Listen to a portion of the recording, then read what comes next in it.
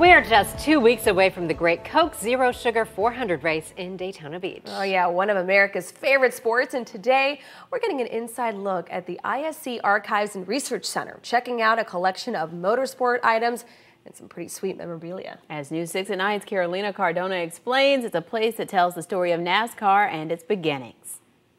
It's a true treasure trove of racing in here, and it also includes an office, but not just any office. Every single item in here belonged to Mr. Bill France Sr. He was the founder of NASCAR, and everything was set up to look exactly like it did back in the 60s and 70s. Bill France Sr. moved here to Daytona Beach in 1934, and then he got involved with the city in promoting the races almost immediately from the outset. The collection of memorabilia started. A collection we're getting all access to at the ISC Archives and Research Center in Daytona Beach.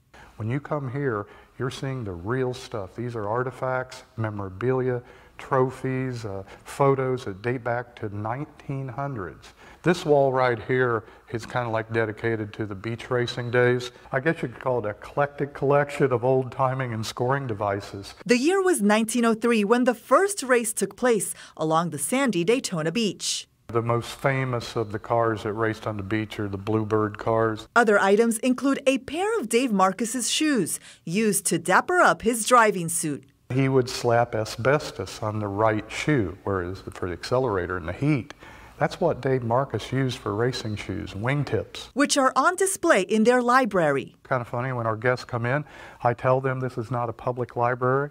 You do not have to whisper. Please go in here and have fun. And behind this vault door, we have more than 4 million negatives in the vault, many of them going all the way back to early part of the 20th century. Guests get to fan out and explore each corner, like this one dedicated to the Earnhardt family. They'll experience just about anything they want to experience in their heart and in their soul if they're NASCAR fans. The only place where you'll see the car that won the 1961 Daytona 500 race and the 1967 Pacer car autographed with some pretty famous names. NASCAR had a bevy of great stars, and that's what I really hope people, whenever they come here, they'll get a feeling for all the people who came before and made this what it was.